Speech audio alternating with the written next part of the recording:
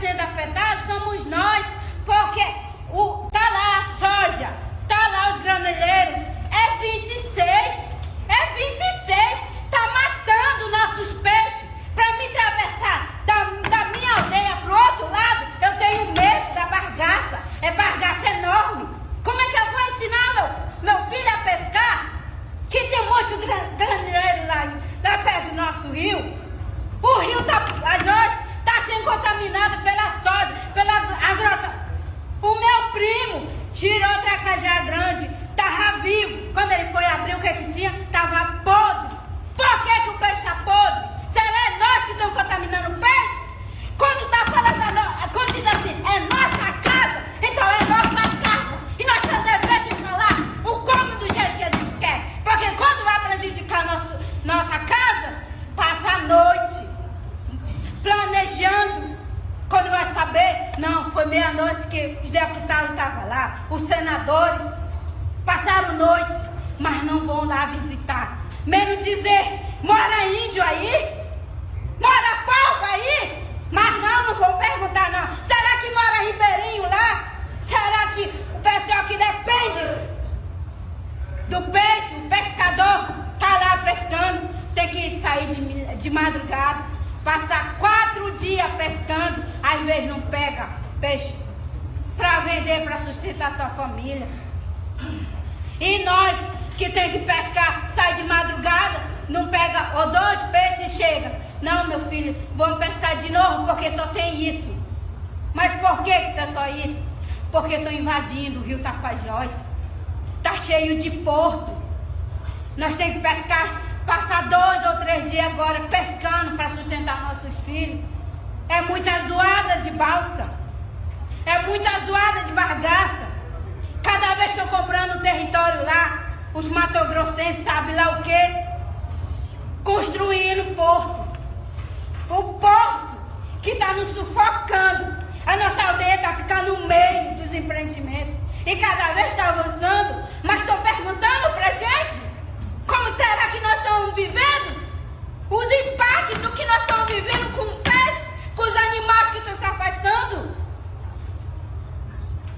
Eu tenho o direito de vir aqui e dizer, não queremos ferrogrão, não queremos porto de soja e não queremos hidrelétrica. E não queremos mineração no nosso território. Queremos vida, queremos nosso território demarcado. Isso é o dever do governo. Nós não viemos invadindo o Brasil como vocês inventam. Quando vocês chegaram aqui 1500 anos. Quando chegava aqui 1500 anos, nós já estávamos aqui. Mas o homem chegou para enganar com espelho. Mas nós não queremos ser enganados com espelho mais não. Nós queremos a nossa vida. Queremos a nossa casa em paz. Não queremos ser enganados como fizeram com Belo Monte, não. Nós não queremos ser massacrados como fizeram com Belo Monte. Nós queremos o nosso rio vivo, sem barragem, sem agrotóxico. Porque o que está acontecendo, quando falaram o senhor lá, o senhor Leonardo, quando mostra lá, que vai para a mesa do povo brasileiro, para mim é mentira. Porque na mesa do brasileiro vai macaxeira. Na mesa do brasileiro também vai carne, vai frango, vai peixe. Quando falaram que tem vegetação, mas que vegetação?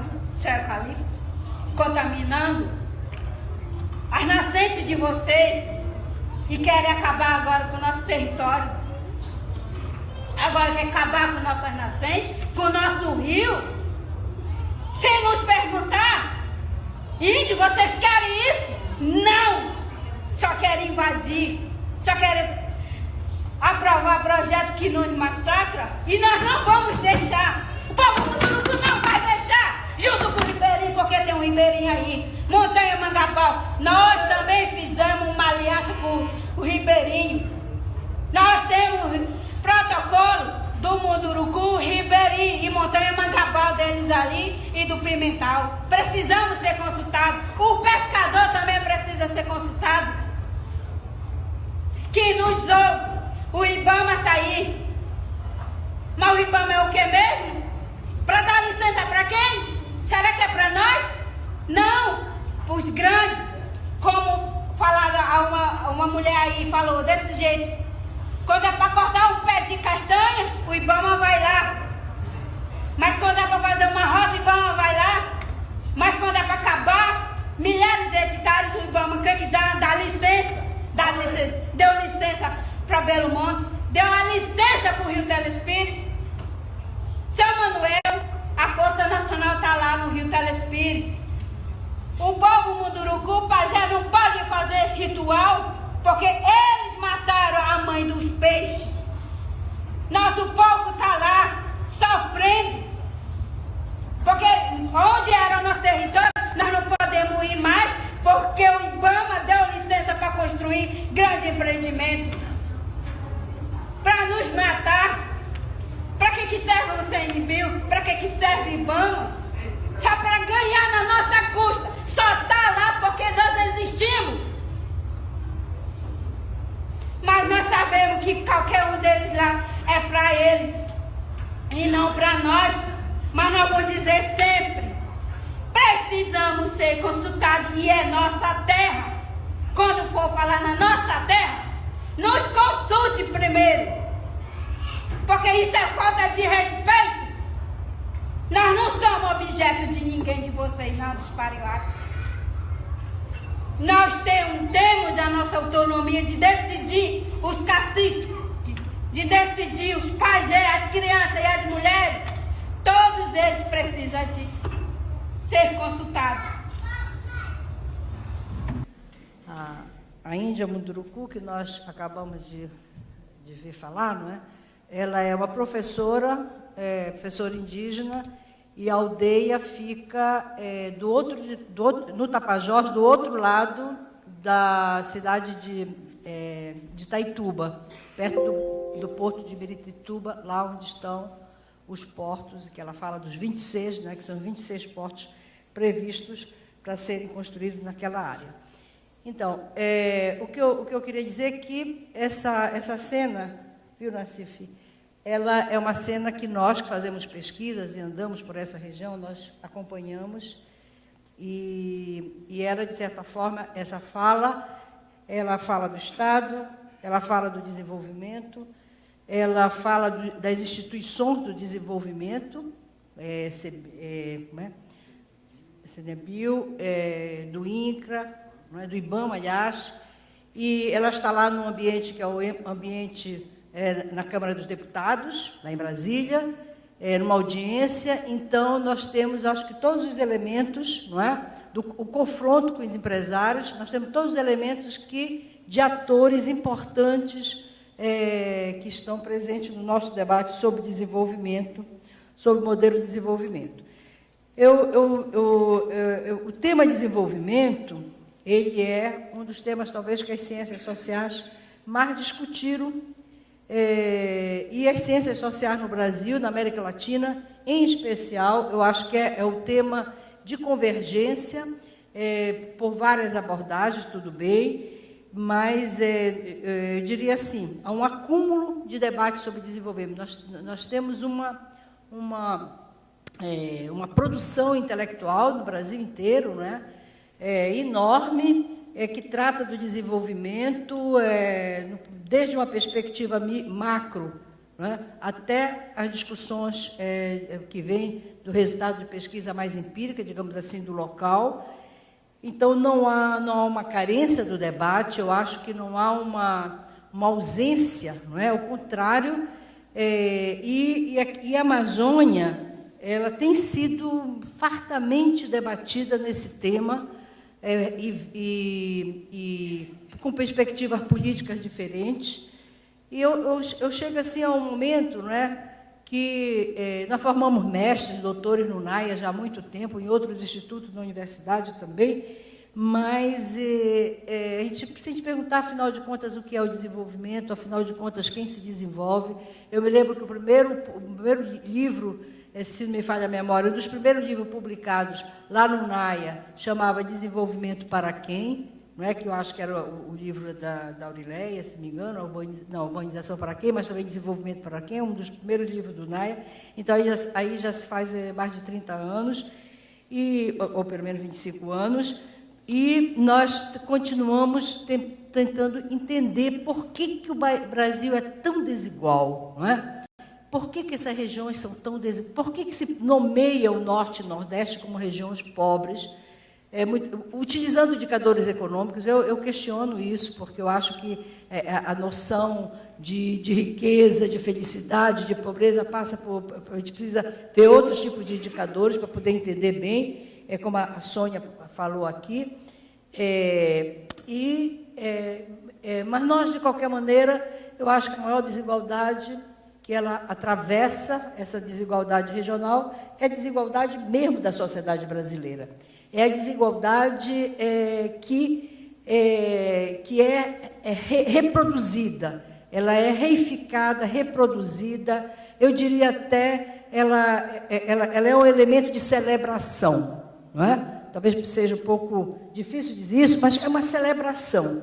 Hoje, com toda essa crise que nós vivemos e que nós estamos vendo mais o Brasil como ele é, e estamos nos desencantando, mas estamos também felizes de estar vendo o que os nossos olhos não conseguiu ver e a nossa cabeça não conseguia entender, é que as pessoas se regozijam, celebram a pobreza, celebram a desigualdade. Eu não digo todos, mas eu acho que, no fundo, não é possível você reproduzir tanta desigualdade de uma maneira, até certo ponto, planejada, estratégica, como ocorre no Brasil. Porque,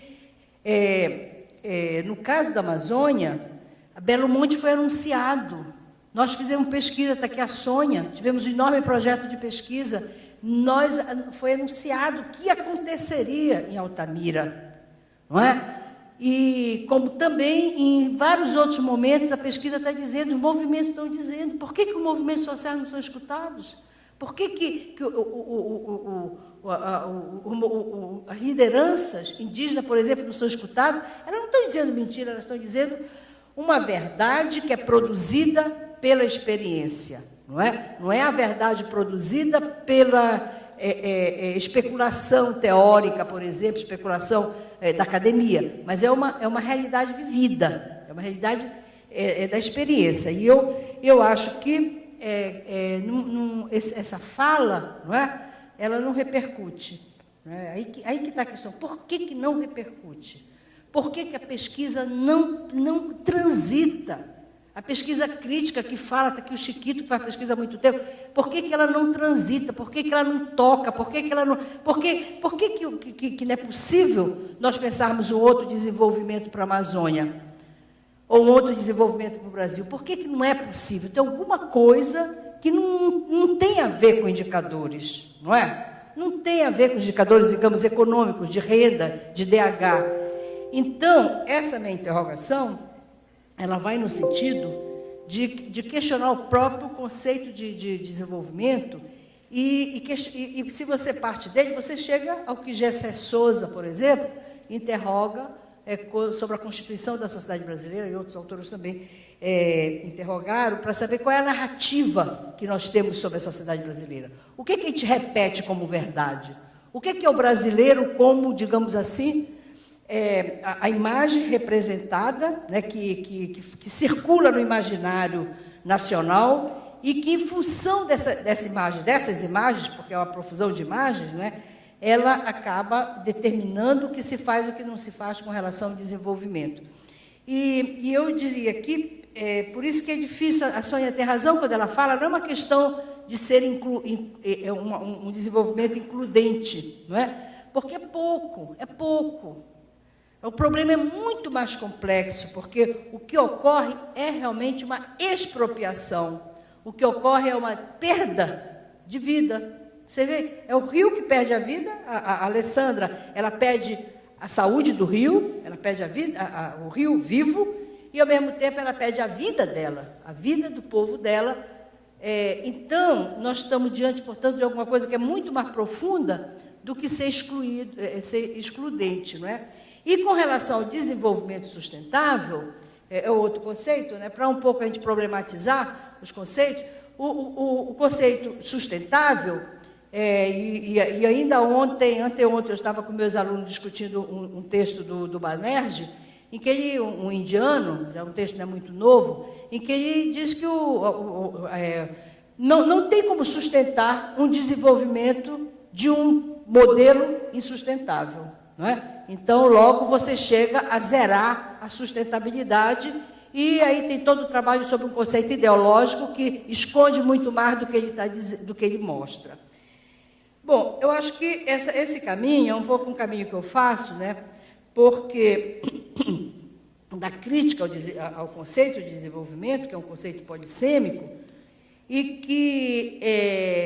que se nós interrogarmos mais a fundo, nós vamos ver que a própria Constituição da sociedade brasileira, e da sociedade latino-americana também, se a gente pega outros autores, que não se olha, quer dizer, a questão dessa característica seminal da sociedade brasileira, da escravidão, de uma sociedade que não deixou de ser, não deixou de ter os privilégios que foram construídos no período escravocrata, né? Que ela até hoje ela vem atravessando os anos, atravessando os séculos com essa dimensão, que eu acrescento como uma dimensão também colonial, né? Escravocrata, colonial, e formação de uma elite que guarda essas dimensões e que produz um discurso que não deixa, que escapa.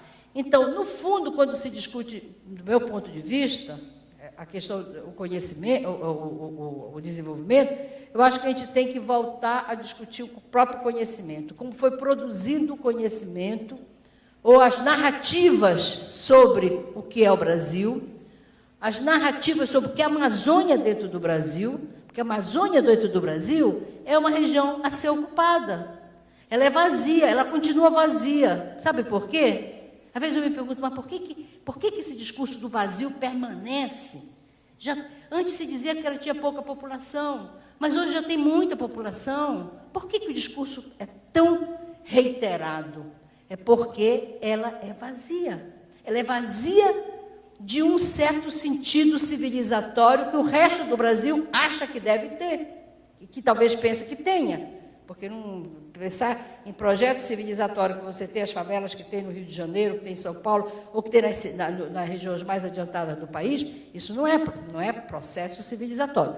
Mas, em todo caso, ela é vazia nesse sentido.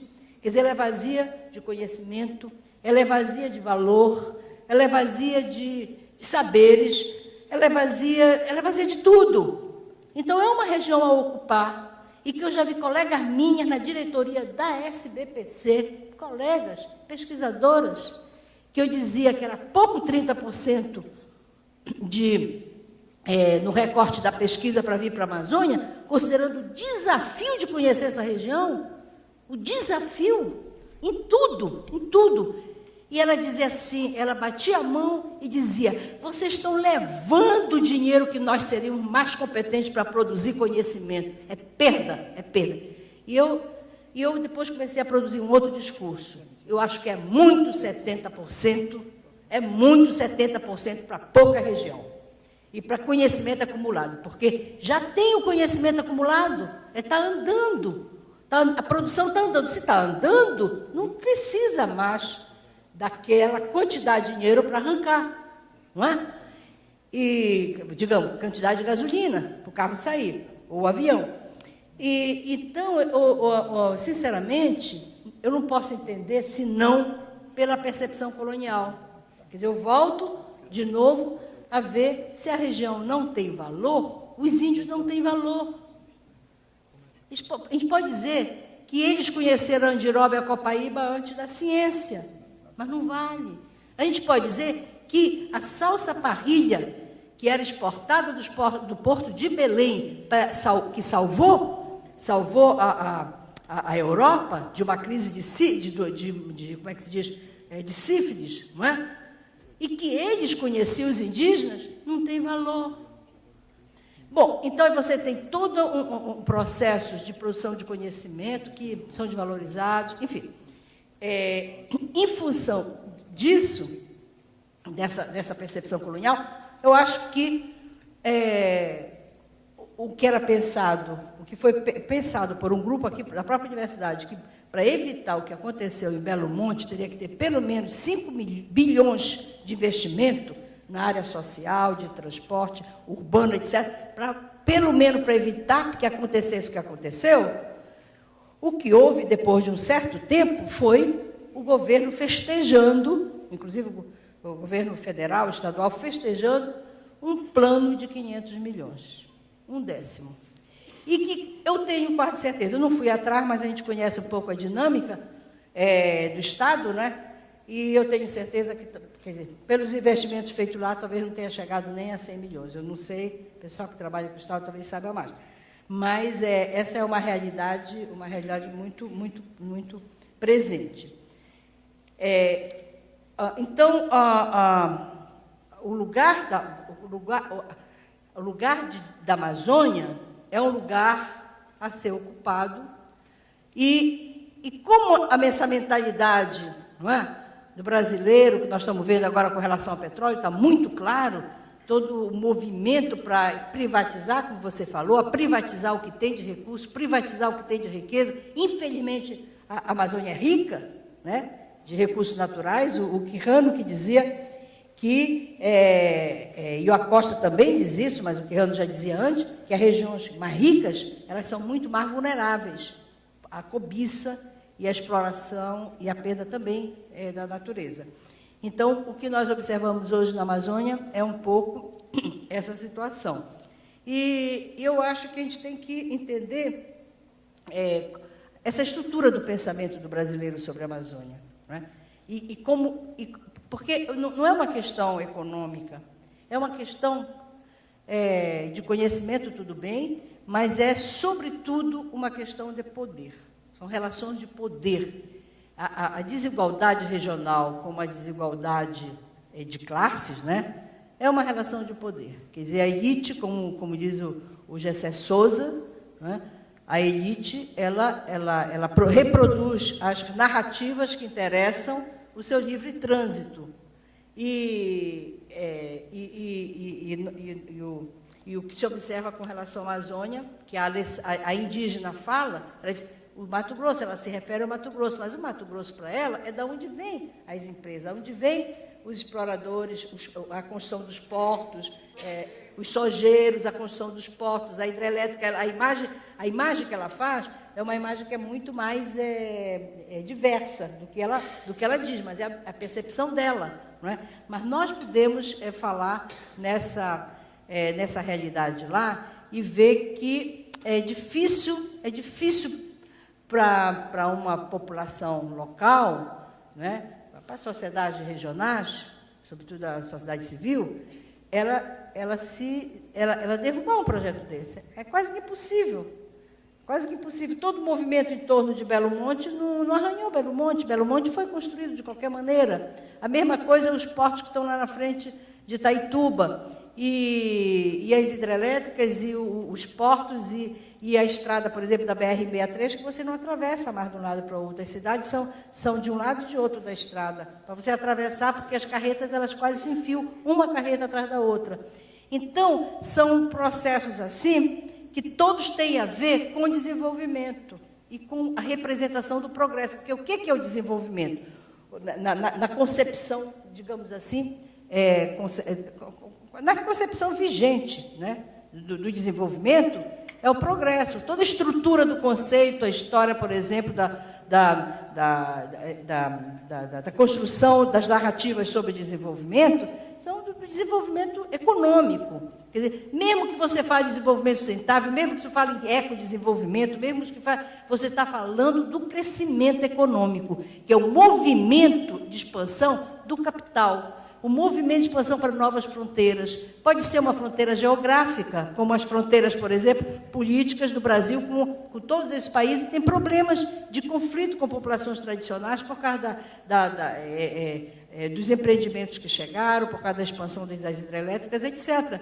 Então, essa fronteira pode ser geográfica, mas não precisa necessariamente ser geográfica, porque ela é uma fronteira do capital, ela pode ser a fronteira da água, como a gente sabe perfeitamente que os interesses de hidrelétrica não são mais, já foram, mas não são mais só interesses da energia, é interesse também da água, que a água é privatizada nos complexos de produção de energia.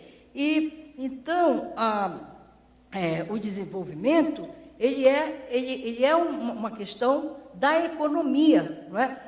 Tanto que nós há alguns anos atrás, antes de falar em desenvolvimento sustentável, a gente tentava usar a palavra social. Desenvolvimento social é para fazer que o desenvolvimento não seja tudo só econômico. Mas não dizia nada, era só uma questão de acrescentar um termo para manter o mesmo processo, porque é como se a redenção da pobreza, a redenção da desigualdade está no desenvolvimento econômico. Mas isso é um mito. Isso é um mito. Você não conseguiu no Brasil, o Brasil desenvolveu, o Brasil industrializou, e já está desindustrializando, reprimarizando, não é? E o Brasil é pobre, o Brasil é um país pobre. Nós não queremos dizer, nós não queremos ouvir que digam para nós, o Brasil é um país pobre, muito pobre. Ele tem os índices de pobreza, eu não vou dar dados, porque nem eu tenho os dados aqui, mas nós sabemos. Então, que progresso é esse que nós estamos fazendo? Qual é o sucesso da economia nessas últimas décadas? Não é? E você vê uma produção de desigualdade, você vê um índice de mortos, por exemplo, no Brasil, é uma guerra. A cada ano nós enfrentamos uma guerra. As pessoas conseguiram sobreviver e as pessoas que não conseguiram sobreviver. Não é? Então, isso é desenvolvimento. Nós estamos falando de desenvolvimento, nós não estamos falando de outra coisa. Mas o desenvolvimento é a ideologia do desenvolvimento. Né? Isso também é uma discussão velha. Eu me lembro do Belfort, um texto do Belfort, que ele falava disso há sei lá quantos anos atrás. Ideologia é uma ideologia, é uma crença. A crença do desenvolvimento, e essa crença nos leva, só pode ser possível porque ela também é a crença no progresso, porque o nosso pensamento é um pensamento linear, nosso pensamento é evolucionista, nós estamos assim, vamos melhorar, sempre vamos melhorar. Então, essa estrutura da construção da narrativa sobre desenvolvimento, linear, etapista, evolucionista, elitista e colonial, ela impede da gente ver o que é realmente o Brasil. Por exemplo, nós podemos dizer, na Amazônia, bem que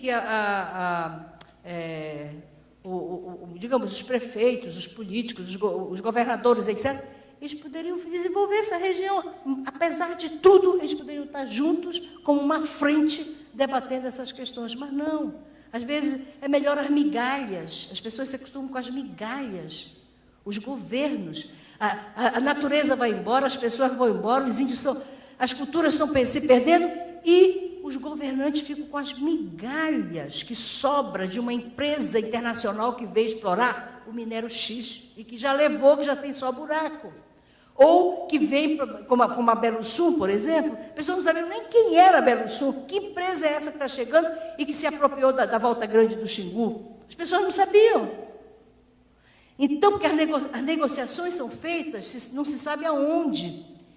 E esse processo que ocorre a nível nacional, junto com certas elites nacionais, junto no mercado, com as empresas internacionais, dentro de uma perspectiva em que o que vale é o mercado, o que vale é uma percepção neoliberal, esse é o desenvolvimento que nós falamos e que nós estamos, muitas vezes, defendendo, que foi tão importante nos anos 30 no Brasil, nos anos 40, 50 do século passado, com o nacional-desenvolvimentismo, construir a nação brasileira, que não se falava de luta de classe, nem de classe, falava da nação, a nação, e eu acho que hoje nós estamos num momento também que nós não falamos da luta de classes, nós não falamos que são narrativas em disputa, nós estamos narrativas em disputa, e a narrativa que ganha sempre, que está ganhando, é a narrativa dominante, é a narrativa das elites. E agora, nesse momento, não é nem a narrativa das elites da esquerda, elites da direita, que assumiram após o golpe, não é? E você vê já uma diferença com relação a todo esse processo de privatização e de venda do pré-sal. Ninguém fala mais no pré-sal. Eu me lembro que eu estava na diretoria da SBPC e a Helena Nader batalhou, e lá a gente, toda reunião discutia pré-sal para conseguir dinheiro para a educação, para o pré-sal, e que foi um ganho. Houve reunião com a Dilma e tudo, houve ganho. Hoje não se fala nem no pré-sal, nem no dinheiro que deveria ir para a educação, nem para a saúde, etc. A não ser agora recente, que estão vendendo mais um pacote, né, do pré-sal. Então, por esse desenvolvimento que nós temos, aí eu vou um pouco concluir, que já falei bastante, essa problemática que eu acho que nós temos que enfrentar, sabe?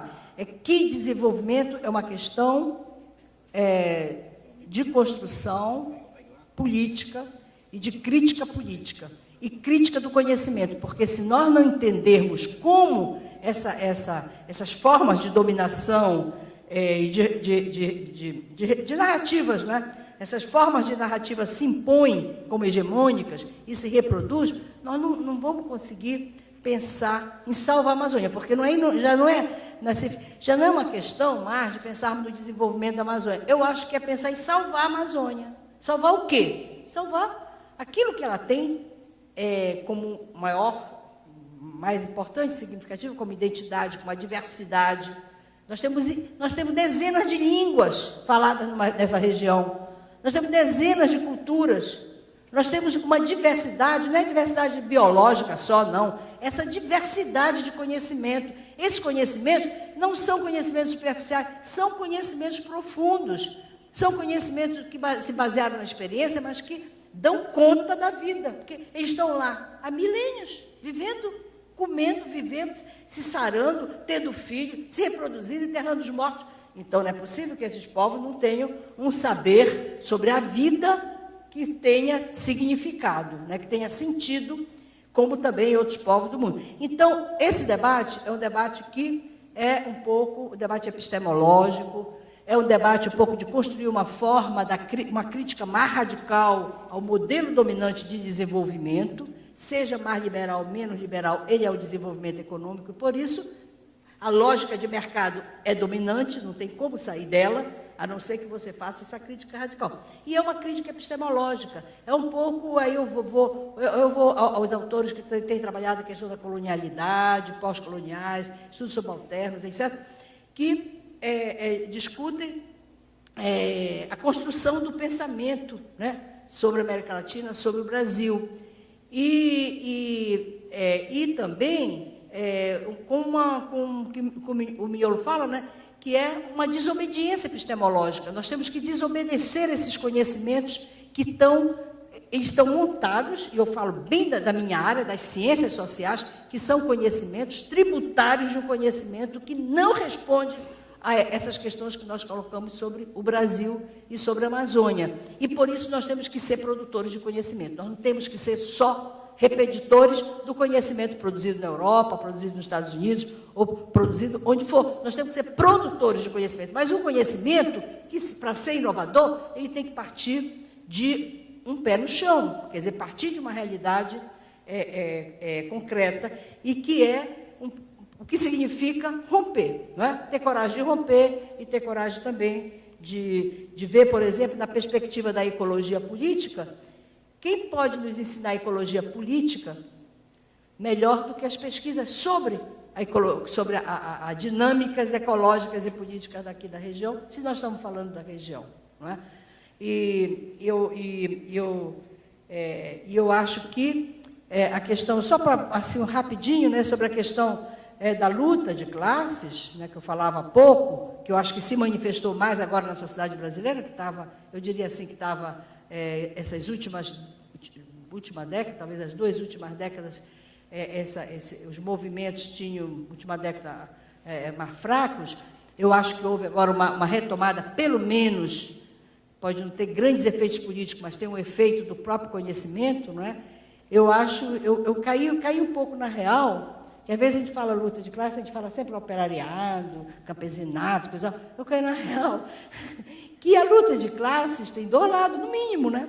E que é uma narrativa, a narrativa dominante é a narrativa de uma classe, não é? de determinado setor. E a sociedade amazônica, ela é o braço direito desse processo. Os políticos da Amazônia são tão colonizadores quanto as elites que vêm do agronegócio, que ocupam, chegam e dizem, certa terra minha e está acabado. E agora a gente está pior, porque tem muitos outros interesses econômicos chegando muito forte, como, por exemplo, os chineses. Ninguém está ainda estudando, mas, assim como em outros países da América Latina, a mineração aqui está sendo comprada por grandes empresas chinesas, asiáticas, etc. E isso significa que nós temos que ter conhecimento para poder falar. Será que é possível o desenvolvimento sustentável antes da floresta acabar? Será que é possível nós pensarmos no respeito, Zélia, no respeito às diferenças étnicas dessa região? Será que é possível nós pensarmos que nós vamos reconhecer que a Amazônia é a região mais diversa do Brasil? Às vezes as pessoas não querem ouvir, não querem saber. Não é? Nós estamos presos naquela ideia que se tirar índio, você moderniza o país. Tira o índio, tira os segmentos que estão excluídos, índios, negros, você tem um país branco, o branco é mais civilizado. Então, essas estruturas coloniais do pensamento, elas precisam ser batidas, porque elas não, é difícil de você mudar uma representação. Então, eu não queria dar uma resposta assim arrumada, sabe? Eu queria se problematizar, porque essa não é só por uma questão acadêmica, eu acho que esse é o nosso cotidiano, nós convivemos com isso, entendeu? Quando a gente vai para a pesquisa, o que a gente vê é isso. E, afinal de contas, a gente volta para a sala, volta para Belém, entra na sala de aula, ensina para os alunos o que é desenvolvimento sustentável, porque o meu programa é doutorado em desenvolvimento sustentável, é o Chiquito. Então, eu ensino para eles o que é, ou eu digo para eles o que não é? Não é? Então, esse é o drama que a sociedade brasileira precisava viver, que vive, eu tenho certeza que vive, e aí o exemplo está aí o que nós estamos observando todos esses acontecimentos, e que eu acho que é o momento de passar limpo, é o momento de ter coragem de olhar e discutir um outro modelo de desenvolvimento, um modelo de desenvolvimento que parta de outras matrizes, não pode partir dessa matriz, e sim de uma matriz que, não sei se vocês perceberam, a Índia, quando fala, ela diz, tem que nos escutar. Aí ela nomeia os caciques, os pajés, as mulheres, as crianças, todos. Quer dizer, até as crianças têm que ser ouvidas se querem hidrelétrica no Rio. Quando que nós vamos dizer que as crianças vão ser ouvidas? As crianças, na nossa organização social, a criança não escuta, a criança não tem nem direito de falar. Não é? Elas têm que ficar caladinhas, porque a gente dá bonequinha, coisa e tal, nhanhanha, princesinha, e educa as crianças para também, quando crescerem, não serem adultas e não entenderem mais rapidamente esses processos tão violentos que nós vivemos na sociedade brasileira. Obrigada.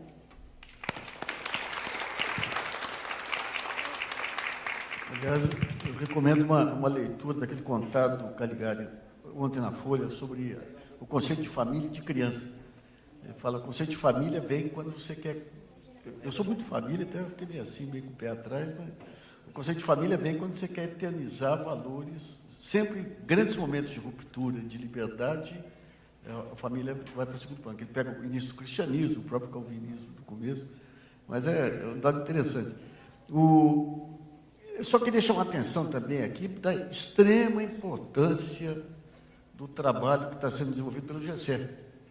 O GECE, quando ele começa a questionar toda a interpretação tradicional dos brasilianistas, ele traz um desafio para que todos esses conceitos que foram consolidados ao longo de todo esse período, desde o conceito de desenvolvimento, esse conceito de uma esquerda esclarecida, tudo isso passa a ser questionado. É um trabalho de base, assim, que vai ter frutos muito grandes na frente lá, quando você muda o padrão de análise, de organização. Não é mais o iluminado, a CEPAL lá em cima, dizendo o que era importante. É muito relevante, sim. Bom, passo a palavra, então, a Zélia Matô de Deus.